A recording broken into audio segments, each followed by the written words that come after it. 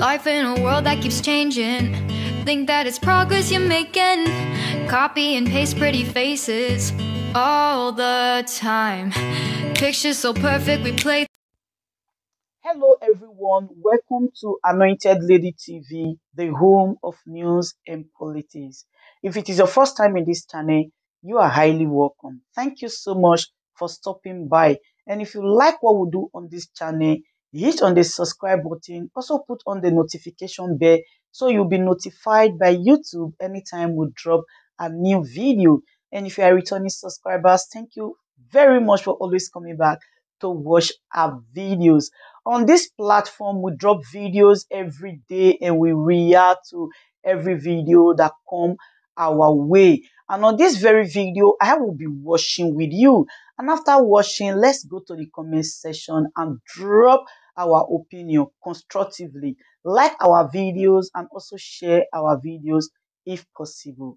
See you next time in my next announcement today by the US that it's imposing visa restrictions on select unnamed Nigerians for apparently undermining the 2023 election. And so this is good news to us. We have made further requests because oftentimes individuals and countries feel that visa restriction is not a big deal. Especially because they have alternatives to what would have ordinarily taken them to the US. But we have a deeper understanding of what that means. US exercise what we call extraterritoriality for the most part. So it is not just being denied the access to the United States of America. Sometimes it sort of increased enhanced security in other countries to which they are partners. Well, that would be more effective, wouldn't it? That's exactly what they do. So for example, if ordinarily, as a private citizen or a government official, you travel to the UK and you have a seamless security checks while you go in, with visa restriction on you to enter the United States, unknown to you, there are enhanced security checks that you find in our countries to which the American people have a partnership. But it also opens the person up and exposes that person to deeper background check in terms of the assets you have outside of the shores of the country, your communications and who you're communicating with, who are your medical service providers, where do you go and whatever you do. So it is like the case of somebody who has been, placed under a watch list. That's what it means. But there is even a broader aspect. If a visa restriction is placed on me, by extension, my entire family is under surveillance, so to speak, because they have what they call the web. When they conduct investigation, they have a web where one linked to the other one linked to the other, and it is expanded. It will surprise you, and then with time we will get to know individuals that are involved in it. Yes, I was going to say, does it make a difference? Yeah. That the names of the people have not been made public?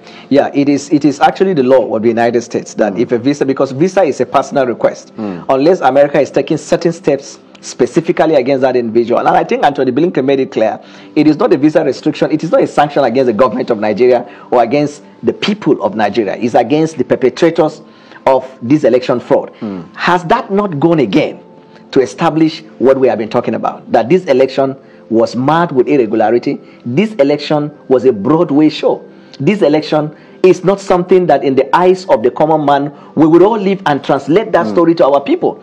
It's the worst election in the history of the Republic. Now in 2019, there were visa restrictions, but never in terms of the magnitude as compared to this one. This is just the first step. So people don't take it that, okay, what does that mean? No, it's the first step. And this is how they progress.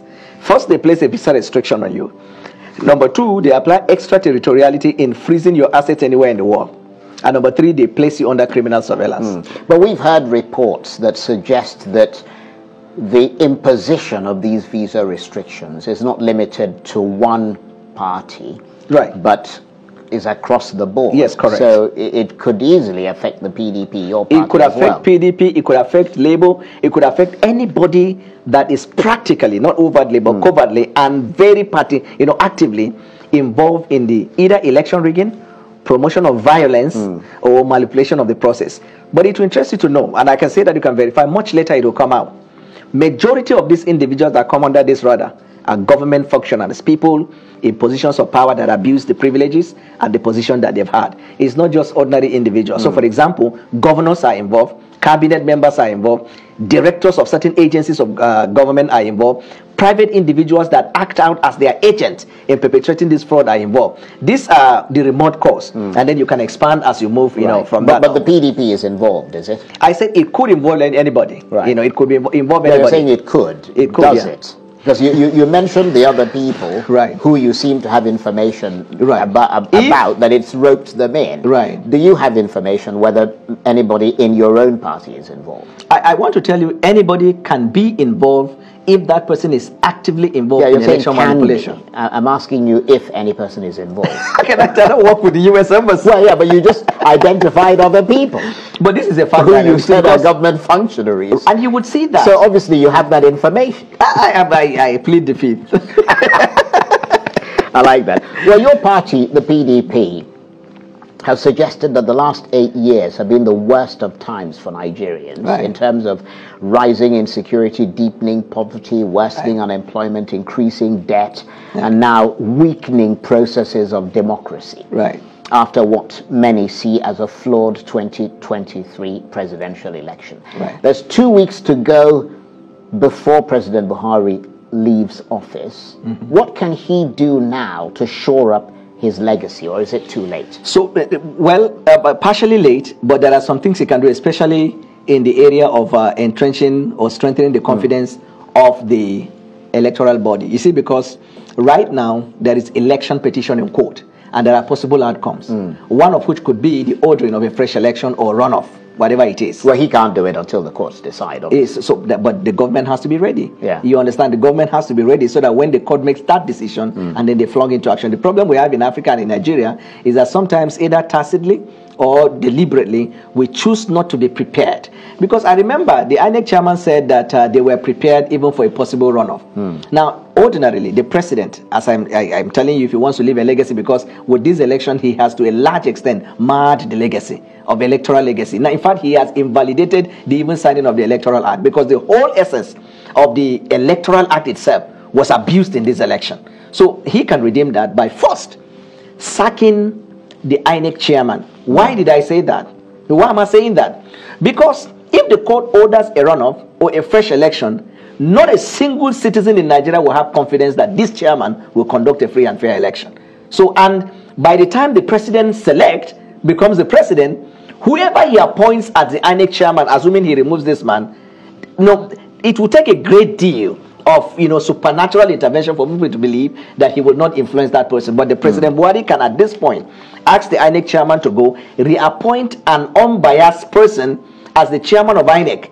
Then that person will begin the process of preparing for a possible runoff.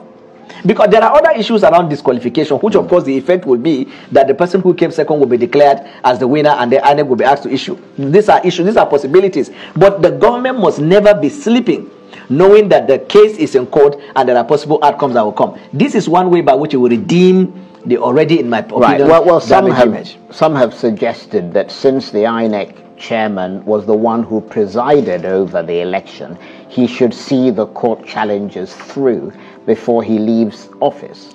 So INEC is an institution. INEC was sued as a legal personality, right? It is not just Professor Mahmoud. He has not been in court.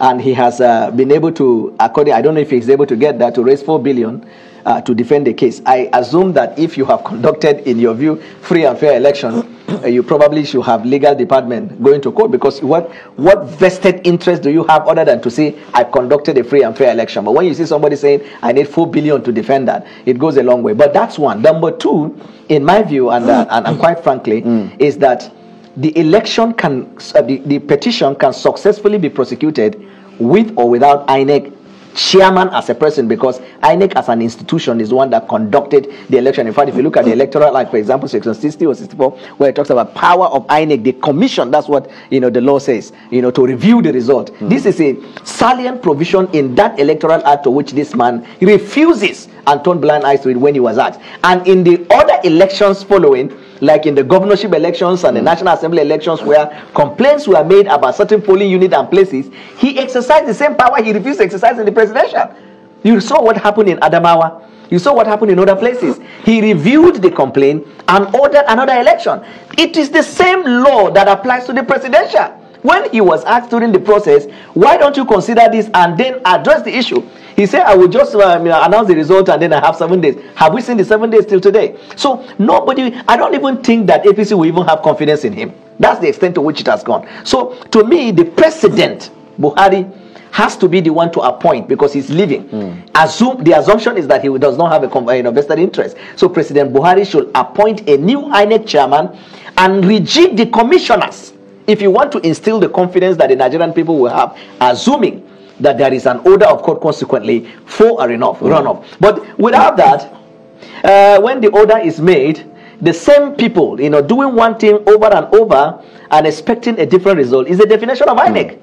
And beyond the INEC chairman himself, I mean, is there any role that you see other institutions of state playing whilst these election challenges and litigation is going on in a situation where, as we said, INEC creates the mess and the courts clean up that mess? Right. So when the court is presented with the opportunity, as has always been, to not only provide check and balance to the other institutions of the state, but correct the polity. And over the years, we have seen how these courts in Nigeria have, in the interest of public safety, public peace, and national security, corrected so many anomalies.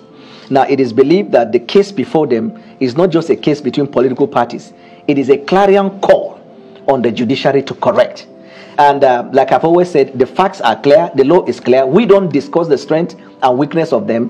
The court will decide based on how you argue your matter. Yeah. But there are certain things that are not in denial. There are facts in law, we said, facts that are agreed by all parties. In fact, after our last proceedings, the court said the parties should just go and agree on those things that are not contentious. So, for example, if you say Tinubu said we found international passport belonging to Tinubu, of Guinea, nobody is disputing that. If you say Tinubu did not score 25% in the FCT, the APC did not dispute that. If you said on that day, INEC did not upload real time the result in the IREF, nobody disputing that. People are trying to give excuse as to why they did what they did. Yes, they're giving reasons. They are giving reasons. Right. So now the court will look at these facts and listen to the argument of counsel and then decide. But whichever way it goes, I have said it and it bears repeating.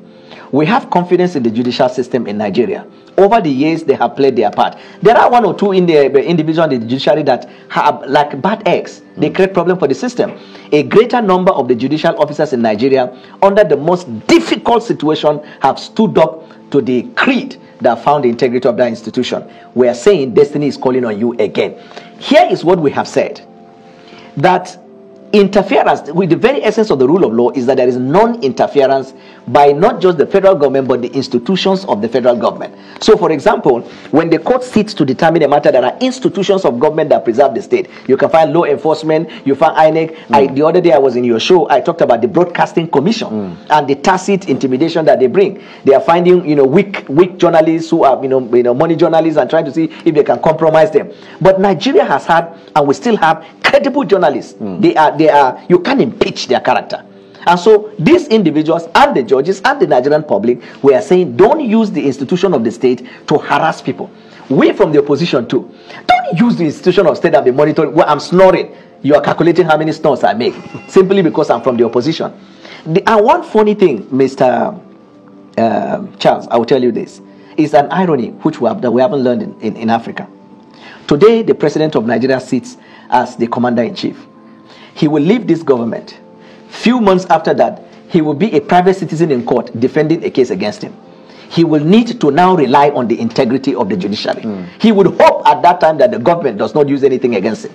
This cyclical effect we still have not been able to learn. Even directors and heads of agencies of government, they use power today to the fullest, either for good or for bad. Tomorrow the same power is used by their successors against them, and they come to us, the lawyers, to defend them. And they go to the same institutions like the judiciary and seek for redress. We must get it right. And for us as People's Democratic Party, like I said, not just excited about the steps that the American government is taking, and we believe that their counterpart will follow in ensuring there is no interference.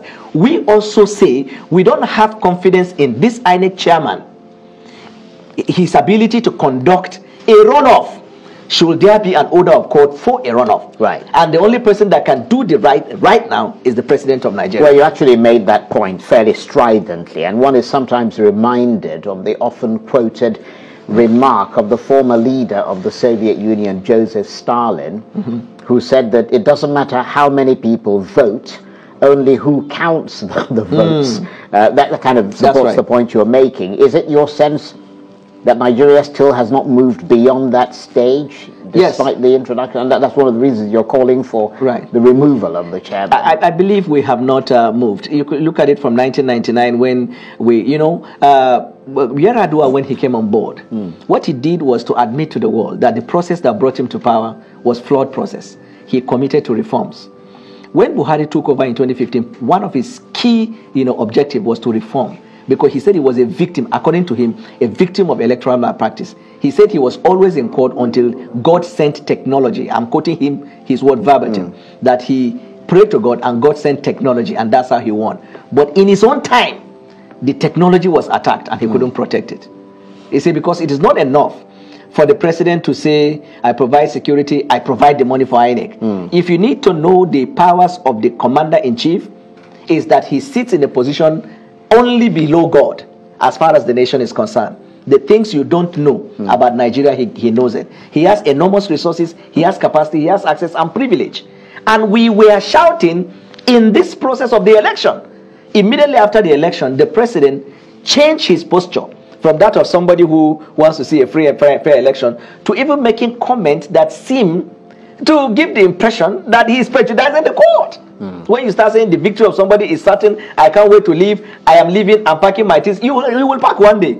You don't even have to say it. Some will say, though, and some have said, that all this is the legacy of the PDP over the 16 years that it ruled Nigeria, and chief amongst those was election rigging. What is your response? So this is because every single election since 1999, right up to 2015, was suspect. So, so this is what we call the whataboutism. The Americans call the whataboutism. Whenever you tell APC something is not right with you, they say, but you laid the foundation, but you did it.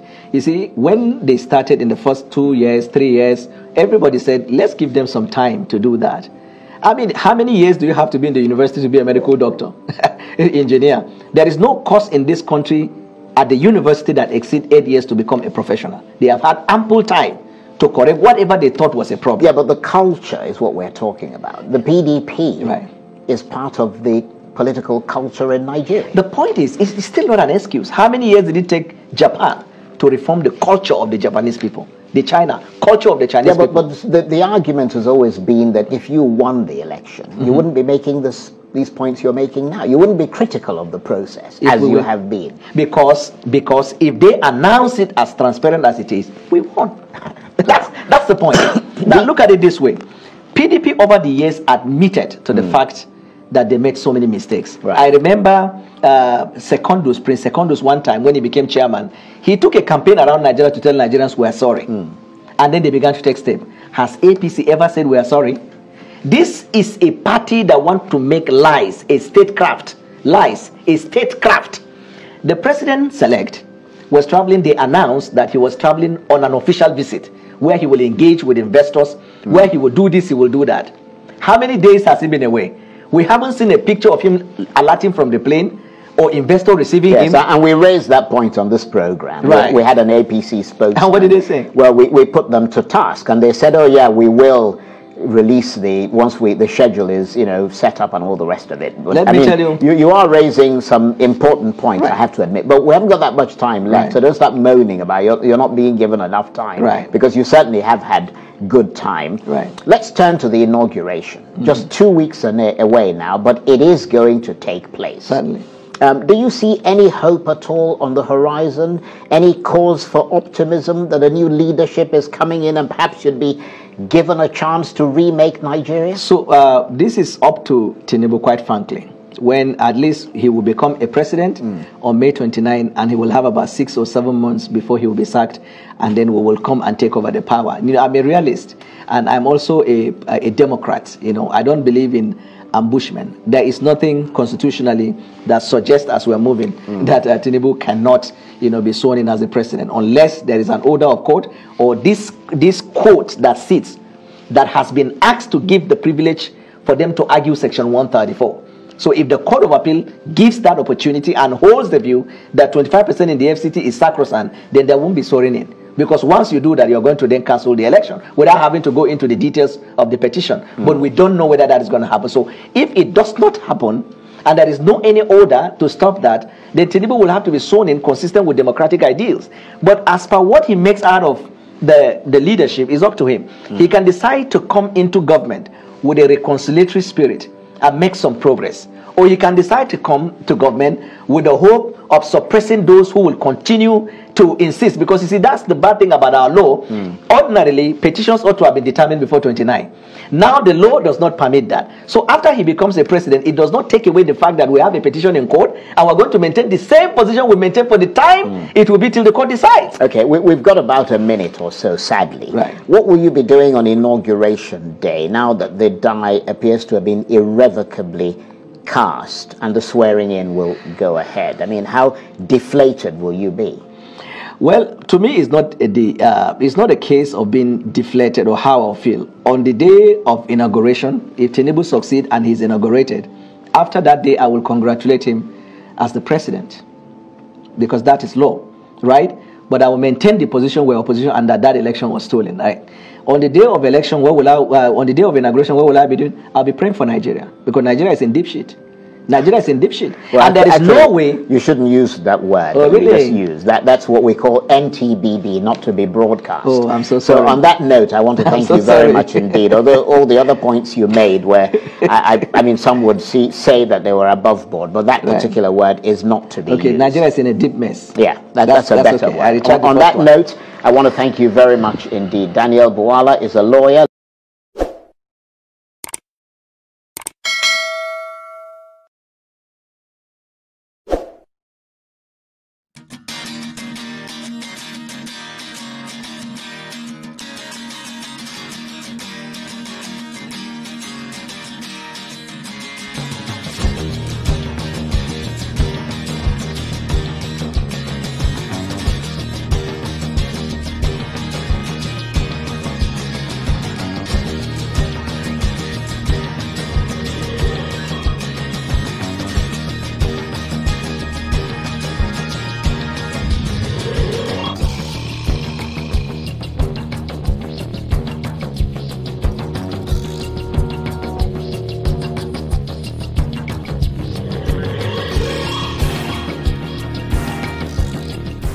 Ladies and gentlemen, good day, my brothers and sisters, my mummies and my daddies over there. Is your sister again, your doctor, your friend, your girl, Anointed Lady Tírøūble. Please, if today is your first time of coming across my YouTube channel, please do subscribe for me. Subscribe and turn on the notification bell. So each time I upload any video, you will be notified. So in this my channel, I will be bringing up many things to you in which you will benefit from it. I do talk show, I do news, anything you want to talk about, I am into it. Please subscribe and turn on the notification bell. So each time I upload any video or each time I'm on live on YouTube, you will be notified. Thank you very much for always being there for me. Please do subscribe for me, and as you do so, God will richly bless you and meet your heart desire. Thank you very much. I love you all. Ladies and gentlemen, good day, my brothers and sisters, my mummies and my daddies over there. Is your sister again, your doctor, your friend, your girl, Anointed Lady Tírøūble. Please, if today is your first time of coming across my YouTube channel, please do subscribe for me. Subscribe and turn on the notification bell. So each time I upload any video, you will be notified. So in this my channel, I will be bringing up many things to you in which you will benefit from it. I do talk show, I do news, anything you want to talk about, I am into it. Please subscribe and turn on the notification bell.